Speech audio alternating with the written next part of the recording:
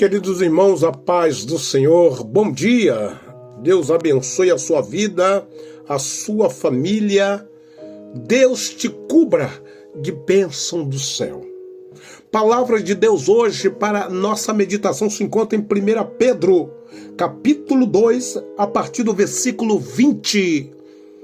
1 Pedro, capítulo 2, a partir do versículo 20. Porque que glória será essa? Se pecando sois esbofeteado e sofreis, mas se fazendo bem sois afligidos e sofreis, isso é agradável a Deus. Porque para isso sois chamados, porque também Cristo padeceu por nós, deixando-nos o exemplo, para que sigais as suas pisadas, o qual não cometeu pecado e nem a sua boca se achou engano. O apóstolo Pedro faz uma pergunta. Aqui no versículo 20, ele faz uma pergunta. Porque que glória será essa, se pecando sois esbofeteado e sofreis? Uma pergunta. Um ponto de interrogação. Uma pessoa que peca, mente, se prostitui, furta, peca por várias áreas, como pode dizer que está sofrendo, está sendo esbofeteado por Satanás? Não é. Está fazendo a vontade do seu Senhor. Todo pecador faz a vontade do diabo. Todos aqueles que não vivem na fé, todos aqueles que não têm Cristo como seu Senhor e Salvador, vivem no mundo do pecado. Eles não sofrem por amor a Cristo. Aí Pedro, ele diz, mas se fazendo bem sois afligidos e sofreis, isso é agradável a Deus. Um cristão, um irmão, uma irmã, que não faz nada de errado, não faz nada, seu casamento é um mar de rosa, de repente, de um dia para o outro, vem uma tempestade de tribulação e luta. Começa a passar por aflições. O marido não compreende a sua esposa não compreende o seu marido, os seus filhos saíram de casa. Isso é provações, lutas, pessoas que julgam, calúnia. E você não entende por que está passando por isso.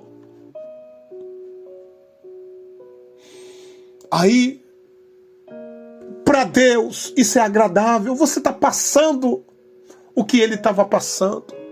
Sofrimento, dor, calúnia, difamação, mentiras, mentindo a teu respeito.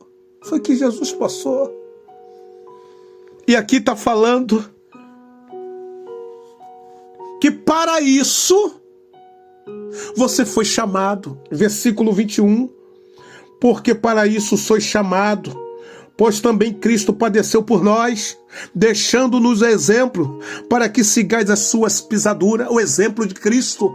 Toma aí, irmão, o exemplo de Cristo. Você está sofrendo, você não está aguentando mais. Cristo passou por isso, passou pior. O sofrimento de Cristo foi pior. E é por isso que nós estamos sofrendo também. Aí o apóstolo Paulo escreve, segundo as cartas aos Timóteo, capítulo 3, versículo 12, também todos os que piamente querem viver em Cristo padecerão perseguição. Você opinou para viver na luz, Você quis viver em Cristo. Você deu a sua alma para Jesus. Se afastou das trevas, rejeitou o mal, rejeitou o mundo. Então agora você vai passar por aquilo que teu mestre passou. E o que ele passou? Provações, perseguições, lutas. É o nosso dever. É o nosso dever. Passar por aquilo que ele passou. Nós somos os discípulos, somos alunos de Jesus Cristo. Mas para ser discípulo, tem que ter renúncia. Tem que haver renúncia. Não é de qualquer jeito. Não é de qualquer jeito que podemos ser discípulo de Jesus. Evangelho de Lucas, capítulo 14, versículo 33. Assim, pois, qualquer de vós que não renuncia a tudo quanto tem, não pode ser meu discípulo. Aqui Jesus está falando não pode. Não pode. Advérbio de negação. Não pode ser meus discípulos. Renunciar os desejos da carne, renunciar as vontades mundanas, renunciar o seu desejo, o seu prazer, renuncia para que possa ser discípulo de Jesus. Como assim, pastor? Tem como o senhor ser mais específico? Tem sim. Renunciar essa mulher que não é tua, renunciar esse homem que não é teu, renunciar os desejos de torcer por um time, ir lá no Maracanã, nas arquibancadas, torcer, soltar fogos, vestir a camisa de um time mundano. Renuncia, porque isso são prazeres do mundo. Renunciar, andar nua na praia, fazendo selfie, mostrando o seu corpo para as redes sociais. Renunciar aos palavrões, renunciar aos olhos altivos, renunciar os desejos de ver filme pornográfico, renunciar às pornografias, renunciar isso, renunciar ao mundo. Senão, você não pode, você pode ser tudo do mundo, mas discípulo de Jesus não. Ah, irmão, quem é que gosta dessas mensagens? Eu mando para os crentes. Tem gente que não gosta, mas é Bíblia. As pessoas se ofendem. Os crentes, não são todos, mas a maioria dos crentes se ofende com a palavra da verdade. Renunciar é isso. Renunciar ao seu desejo, é as suas vontades. Renuncia, porque a tua vontade não é a vontade de Deus. Oh, aleluia! E quando você renuncia a isso, quando você se dedica às coisas espirituais, as lutas vêm, as tribulações vêm. Oh, aleluia!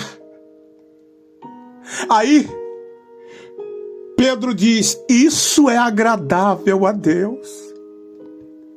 O mundo não sabe o que é isso.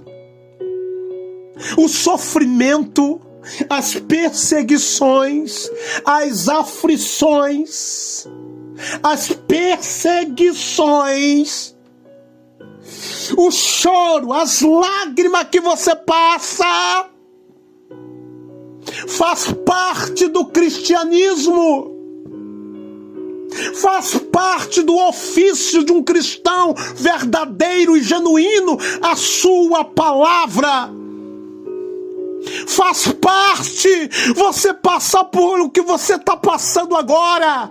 As lágrimas que você enrola sobre o teu rosto. Quantas lágrimas você tem enrolado no seu quarto? Enquanto muitos da sua família dormem, você se retrocendo para um lado e para o outro, não dorme, não tem sono, a tristeza, a angústia tremenda, isso faz parte do cristianismo.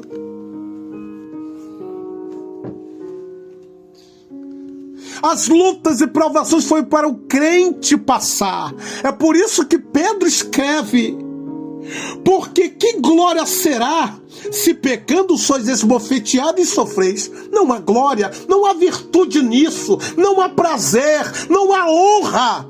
A pessoa no pecado e ser esbofeteado por Satanás, ser provado por Deus, não há. Mas quando nós colocamos a nossa vida no altar, quando nós se dedicamos à sua palavra e obedecemos, os primeiros a levantar contra nós são os da própria igreja, são os próprios líderes religiosos.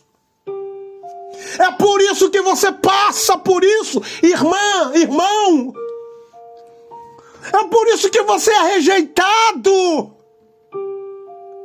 Tire proveito do sofrimento. Faça igual Paulo. O apóstolo Paulo, ele diz: eu vou me vangloriar. De que, Paulo? Das minhas injúrias, das perseguições, do sofrimento. Por quê? Por amor a Cristo. Foi isso que Paulo disse. Foi isso que Paulo disse: eu vou me vangloriar. Ou seja, o sofrimento já não trazia mais pânico para Paulo. O sofrimento já não trazia mais angústia, já não trazia mais tristeza. Ele diz: agora eu entendo, eu vou me vangloriar das minhas fraquezas, das injúrias, das perseguições. Porque quando eu estou fraco, então estou forte. Por que Paulo disse isso? É no momento de aflição e tristeza, de fraqueza, que você coloca o joelho para orar. É no momento que você está passando por esse vale agora, que quando você coloca o seu joelho no chão, você se torna forte. Quando Deus ouve o teu clamor, as tuas lágrimas, os teus jejuns, as tuas consagrações, tu se torna forte. Quando eu penso que eu estou fraco, então eu sou forte. Que homem tremendo! É por isso, é o motivo das tuas lágrimas. É porque você está tomando o espaço do teu mestre. Isso é agradável a Deus. Isso faz parte do cristão. Sofrimento. Sofrimento. Muitos não entendem. Muitos abandonam a fé. Muitos abandonam a família.